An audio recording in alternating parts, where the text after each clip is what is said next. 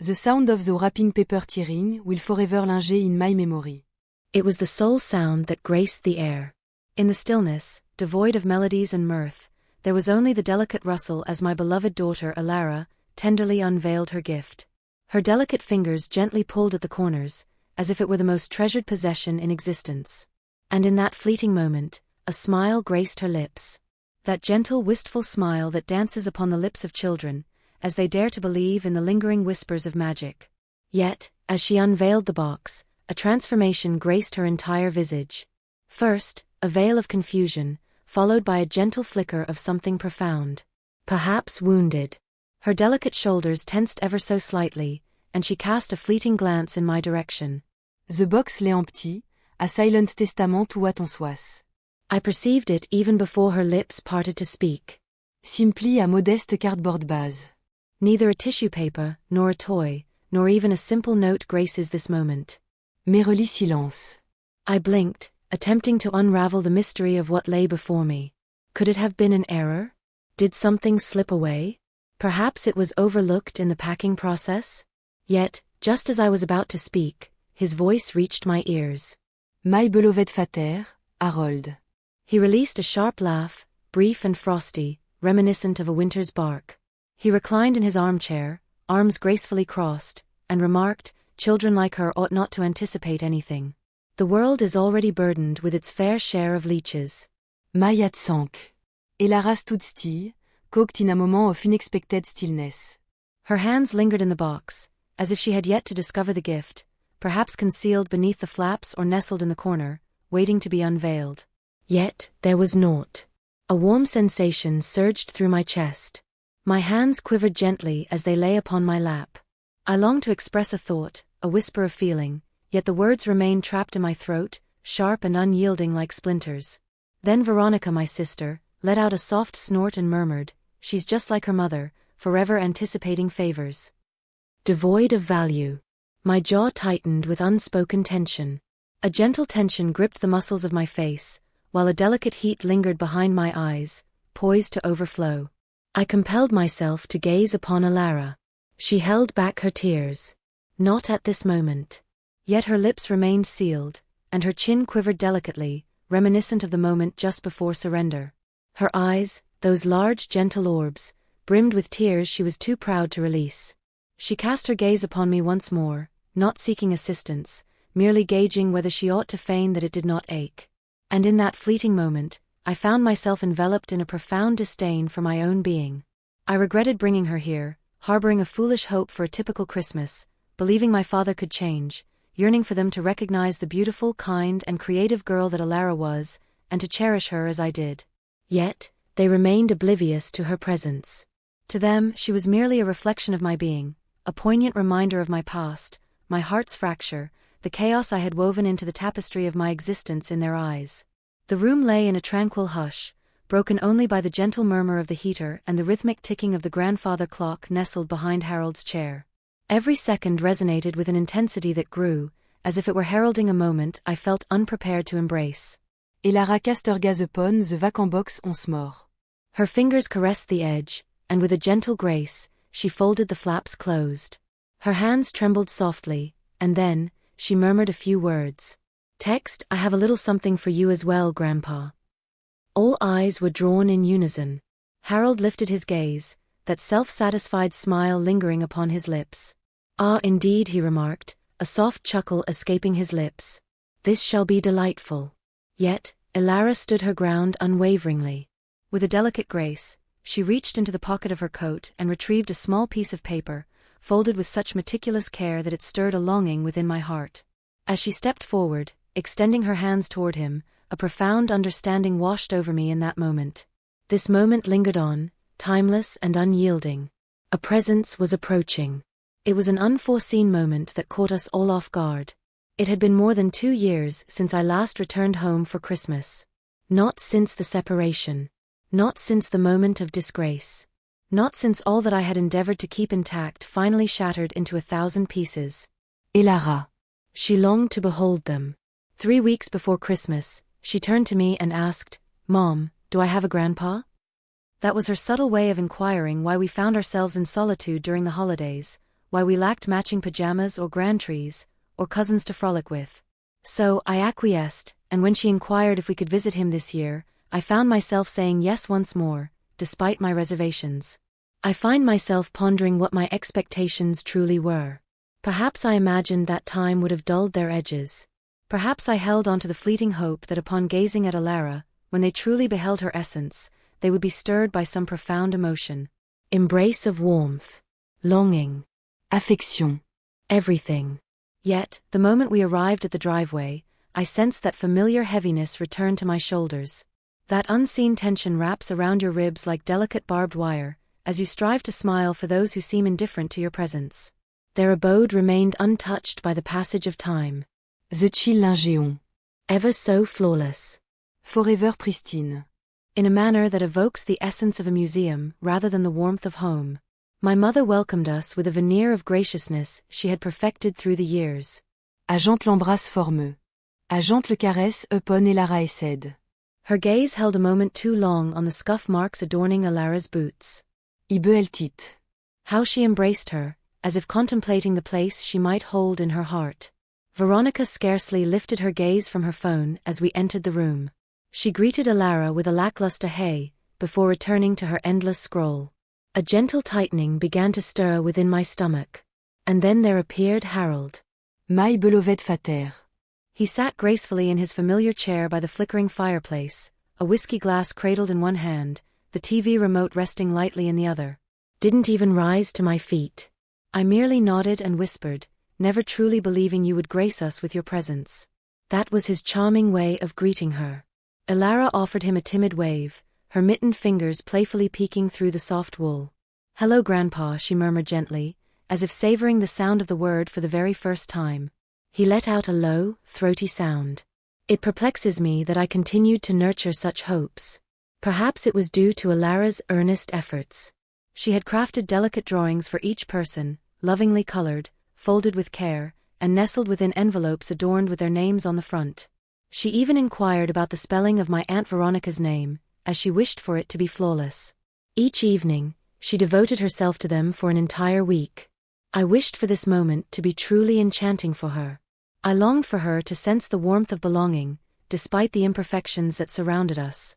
With great care, I gathered every bit I could from tips and extra shifts, all to present her with a lovely outfit, a small token to unwrap, and just enough fuel to carry us to our destination. That morning, as I gently tied her scarf, she gazed up at me and asked, "Do you believe they'll appreciate my drawings?" And I whispered, "My dear, they shall adore them." Yet, deep within the core of my being, the truth was already known to me. I was leading her into a home where kindness was a treasured commodity, seldom offered without a price, where smiles were carefully weighed, and love bore its own stipulations. Yet, y'en divore. I reassured myself that this was for Kaya, not for my own sake, that I could hold my head high, be gracious, and for just one day, feign that all was well. Yet, as I beheld her heart gently shatter before them over the cruel emptiness of a gift box, it dawned on me that they remained unchanged. And I found myself uncertain if they ever would. Kaya distributed her delicate envelopes as if they were precious gems, each one a delightful secret waiting to be unveiled. She glided through the room with such grace, as if she feared to disrupt the delicate harmony of the space. Every envelope bore a name on its front, inscribed in her meticulous, bold handwriting. She first bestowed one upon my mother, then to Veronica, and even to my brother Edward, who had scarcely uttered a word since our arrival. As she approached Harold, she lingered for a fleeting moment, allowing me to hold my breath in anticipation. With a gentle smile, she raised the envelope and whispered, "Merry Christmas, Grandpa." He remained fixated on the television, extending his hand as if she were merely delivering the mail, rather than presenting a fragment of her very essence. She gracefully returned to the couch, settling beside me with an air of intimacy. Her face remained aglow, filled with hope. Unbeknownst to her, the room had grown quite chilly. Then Harold gracefully lifted a grand box from beneath the tree. It was encased in shimmering silver paper, adorned with a crimson bow, almost too perfectly arranged. With a soft grunt, he extended it toward Kaya. Her eyes sparkled with surprise. "Is this for me?" He gave a delicate shrug. "It whispers your name, does it not?" Her gaze met mine, as if seeking my consent. I nodded, though a subtle unease stirred within me. She gracefully descended to the floor, cradling the box in her lap with a tender touch. Her delicate hands glided over the paper as if it were a cherished treasure. I beheld her relish each moment, the gentle peeling back of every edge, the delicate unveiling. She yearned to hold onto the memory. And then, the lid was gently lifted away. She gazed within, and I witnessed the moment unfold. In that precise moment, she became aware of the emptiness that surrounded her. Her face remained composed, at least for the moment. Instead, her brows knitted together in a delicate display of bewilderment. She reached in, as though something precious lay hidden at the bottom, waiting to be discovered. She gazed up at me, a hint of hesitation in her eyes. The box held no treasures within its confines. Silence rein. Harold let out a hearty laugh, resonating with warmth this time. Oh, were you anticipating something genuine? He let out a soft scoff, reclining gracefully. The world does not bestow its treasures upon those who merely arrive, dear one. Kaya fluttered her lashes in surprise. Her hands stilled, caught in a moment of delicate tension. I found misel futterlistie. Then Veronica, ever poised for the perfect moment to pierce through, interjected softly from her corner of the couch. Indeed, she mirrors her mother, perpetually anticipating that others will offer her what she desires. It comes as no surprise.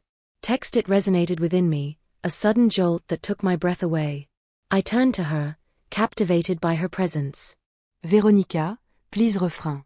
She arched an eyebrow, a playful smirk gracing her lips. What is it that you seek? Indeed, it is so. Kaya remained enveloped in a tranquil silence. The box lingered in her lap, its flaps gracefully unfurled, revealing the emptiness within. The room had shifted its gaze upon her, and I witnessed the moment she became aware of it. I found them utterly detestable. I loathed them for diminishing her spirit, to inspire her to reflect upon her value, for laughing as if it were merely a jest. I extended my hand towards her, yet she remained still. She lingered on the box with an unwavering gaze, as if time itself might weave magic and fill it with wonders if she simply held her breath a moment longer. Within, a tempest of emotions surged. Whisper at Ugt, if you will. Rise gracefully. Stand by your side. Yet, I wished to avoid creating a spectacle. Not in her presence. Ah, such is the nature of belonging to families like this. One learns to become still when faced with harshness. One learns to wear a smile, even when the teeth are tightly pressed together. For countless years, I devoted myself to that pursuit, and it began to feel almost like second nature. Yet, it was anything but ordinary. Kaya was but a tender 7 years old. She had yet to discover the art of donning a mask. She found herself at a loss, unable to embrace such profound sorrow. Then she lifted her gaze to meet Harold's eyes. Her voice floated softly, a delicate whisper that caressed the air. Yet it resonated through the room like a delicate chime. It's quite all right, she murmured. Text, I have a little something for you as well, Grandpa. And in that moment, the entire atmosphere transformed. Silence enveloped the room. Silence enveloped the room, leaving no room for laughter. With a graceful motion, she slipped her hand into the depths of her coat pocket. And I sensed that a moment was approaching, one that would linger in their memories forever. I gazed at her, utterly transfixed, as Kaya delicately reached into her coat pocket. The room fell into a hushed stillness. In the stillness, I could discern the delicate creak of the aged floorboard beneath the Christmas tree, responding to each gentle shift. The sound of my own breath echoed softly within my chest. She delicately unfolded a carefully creased piece of paper. It appeared diminutive in her delicate hands. Delicately balanced. As if it were a delicate whisper, easily overlooked and cast aside without a moment's reflection. Yet she grasped it as though it were of great significance. Ai fit-elle ta d'hypersignificance. I softly murmure, Kaya. Perhaps the moment is not quite right. She turned to me, and within her gaze lay a mystery that eluded my understanding. Neither sorrow nor pain, but a serene tranquility. Calm and unwavering. She offered a gentle nod, one that conveyed her resolve to proceed. She then turned her gaze towards Harold. I crafted this just for you, she murmured. Harold remained perfectly still, not even leaning forward. He merely cast a fleeting glance at it, his expression as indifferent as ever, a mask of ennui that surfaced whenever someone had the audacity to request a glimpse of his emotions. Ah, indeed, he murmured, savoring his drink. Would you be so kind as to create a charming snowman or perhaps something equally delightful? His voice dripped with a subtle sarcasm, the kind that effortlessly made you feel diminutive, all without a hint of raised volume. Yet Kaya remained unperturbed.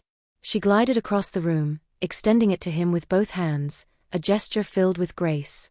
It was then that I observed the delicate tremor in her fingers. I was familiar with that sensation. The manner in which your hands reveal your secrets, as your heart dances wildly within your chest. In moments when courage beckons, yet every fiber of your being yearns to flee. He accepted it from her as if it were of little consequence, effortlessly sliding it open with one hand while cradling his glass in the other. Then he cast his gaze downward and paused. Though the words on the paper eluded my gaze from my seat, his visage captivated me entirely. It did not contort in bewilderment or annoyance as I had anticipated. Instead, his brows knitted together in a delicate display of emotion. He blinked softly, then once more. His jaw relaxed ever so gently, as if he had momentarily lost himself in thought. The whole room appeared to draw closer. What could it be? Veronica inquired, her impatience evident. He remained silent. He simply gazed. Kaya stood there, her hands gently clasped before her, observing him with a quiet intensity, as if she too were uncertain of what the next moment would bring. I rose and glided across the room, each step deliberate, as if to preserve the enchantment of the moment. I moved closer to her, my hand softly resting on her back. She averted her gaze from me. Her gaze remained fixed on Harold, who appeared more mature than I had ever noticed before. Neither angry nor smug, simply poised in stillness. With a gentle touch, he folded the paper, each crease a testament to his care, and set it down on the side table beside his chair, as if bestowing a cherished secret to a trusted companion. Then he rose gracefully. Silence enveloped the room, leaving everyone at a loss for words. Nota sul stired. He gracefully exited the room, leaving silence in his wake. The gentle echo of his footsteps along the hallway was the sole melody that graced our ears. He closed the door gently, refraining from raising his voice, simply departed. I gazed down at Kaya. Her voice was a gentle whisper as she inquired, "Did I do something wrong?" I knelt beside her, enveloping her in my embrace, and softly murmured, "No, my dear. Your actions were truly courageous." Veronica whispered softly to herself, yet this time, I found myself indifferent to her words. For I understood that whatever Kaya had crafted, whatever words she had penned, they reached him in a manner that none of us ever could. She responded with a calm grace, devoid of any anger. She remained composed, neither shedding tears nor raising her voice, nor did she flee. She bestowed upon him a gift, a tender reminder of his humanity, a truth he had momentarily lost sight of. And I ponder, perhaps, that this frightened him more than anything else could. The remainder of the day passed without a glimpse of my father. He remained absent from the living room, did not join us for dinner, not even when my mother sweetly announced that dessert was ready, her voice laced with a false cheerfulness that masked the tension in the air. Kaya chose not to speak of him again that evening. She delicately toyed with the ribbon from one of her other small gifts, assisting me in folding the scraps of wrapping paper as if it were an ordinary evening. Yet, I sensed her thoughts wandered far beyond our present moment. From time to time, her gaze would drift toward the hallway where Harold had vanished, as if she were anticipating a moment of significance. Yet, no signe transpired. Not on that day. We departed at the break of dawn the following morning. I confided in them that we had engagements awaiting us in the city, yet the reality was that I could no longer endure the charade for even a moment longer. Veronica remained seated, not even rising to bid farewell. My mother presented me with a foil-covered plate of leftover ham, her voice laced with warmth as she urged me to drive safely. There is no reference to the events that transpired. No one inquired about Kaya's well-being. And that, in some inexplicable way, pierced my heart even deeper. The journey home was enveloped in a serene silence. Kaya gazed out the window, her eyes tracing the delicate dance of snowflakes as they whispered past the trees. At one moment, I gently took her hand in mine. She returned the embrace with a gentle pressure. Ich chose not to mention the drawing. I wished to spare her the burden of articulating something so deeply personal. I wished to preserve the enchantment that had graced that moment, untouched and whole. Yet, it lingered in my thoughts throughout the entire journey home. What had she created that caused my father, the very man who once deemed me too tender for shedding tears at a film, to turn ashen and exit the room in silence. It was only after 4 days that I discovered the truth. A small, unmarked box was gently placed upon our porch. Only Kaya's name graced the top, inscribed in meticulous block letters, devoid of any return address. She opened it gently, as if uncertain whether it was wise to embrace the possibility of hope. Within lay a delicate music box, charmingly vintage, crafted from wood with intricately hand-carved edges adorned by dainty roses that danced around the lid. As she gently turned the crank, the enchanting melody of Somewhere Over the Rainbow filled the air. And there lay a note. It was but a single line, inscribed in a delicate, unsteady hand, evoking a sense of mystery. To the most courageous girl I know, I am grateful for your remembrance of her. There was no signature, yet it felt entirely unnecessary. Kaya held the box close to her heart, as if it were a treasure beyond compare. At first, she remained silent. She simply cradled it in her hands, a gentle smile gracing her lips. I settled beside her on the floor and gently inquired, "Kaya, what masterpiece have you created for Grandpa?" She gazed up at me and softly remarked, "It was a cherished image of him holding hands with both Grandma and me." Her voice was a gentle whisper. I expressed my hope that he would find joy and laughter once more, for I cherished the memories of how she brought a smile to his face. My throat constricted with a delicate tension. I remained silent. I found myself unable to do so. For that was the essence of it all. That was the aspect of him I had long since overlooked, a delicate whisper of his essence that lingered in the shadows of my memory. The gentleman who once wore a smile, who once shared a laugh. Before sorrow cast its shadow upon him, before time sculpted his heart into something unkind, Kaya glimpsed the essence of his soul and bestowed upon him a fragment of what he believed was lost to eternity. Not sorrow, not remorse, but a gentle whisper of hope. She chose not to mend him. She gently reminded him of the man he once was, a figure worthy of remembrance. And in return, he bestowed upon her a gift of his own. Perhaps not love, perhaps not forgiveness, but rather a beautiful new beginning. And at times, that is all one truly needs. The music box now rests gracefully upon Kaya's nightstand. Each evening, as the day draws to a close, she lovingly winds it up. It is not always easy to lend an ear. At times, she simply enjoys the warmth of its embrace. To sense its presence cradled in her hands. To be aware of its presence. Like a tender embrace of a beloved stuffed companion, cherished despite the passage of time and the inevitability of growing up. Since that day, her words have been few and far between. Yet, from time to time, she will speak of grandmother. A presence she never encountered, yet she speaks of her as if she lingers still. As if she is a figure Kaya recognizes from the tales I've shared and the gentle void she has created. Perhaps she does, indeed. Harold never reached out. He failed to send a subsequent message. Regrettably, I must decline. None needed. That is not the essence of his being. Perhaps that is not the essence of who he shall ever become. Yet, just a week after the arrival of the music box, a letter found its way to me. It was not intended for Kaya. It was meant for me. It was brief. 3 lines inscribed in a charmingly irregular script. I acknowledge my mistake. Concerning you. She is a lovely young lady. I trust you are faring well. Until aide. Yet, I was aware. For reasons that elude my understanding, tears welled in my eyes after I turned the final page. Not for the sake of improvement. Not because it mended the years of silence or the way he once gazed through me as if I were a mere disappointment adorned with a name tag. Yet, in that moment, it seemed as though he truly beheld my essence. And beyond that, he beheld Kaya. He beheld what I have always understood. That she is truly one of a kind. She possesses a remarkable ability to strip away the chill that lingers in a space, revealing the warmth within others, even when they may not feel worthy of it. She possesses a gentle presence. She gracefully refrains from seeking the spotlight. Yet she transforms everything. She transformed him. Not entirely, yet sufficiently. Sufficient to entice a man, once resolute in his solitude, to part the door ever so slightly. Sufficient to coax even the staunchest believer in strength and silence to pause and immerse themselves in the melody woven from a young girl's artwork. There are moments when others inquire about my decision to return that Christmas. Why I allowed them to approach her. Why did I not shield her more tenderly? In all honesty, I believed I was.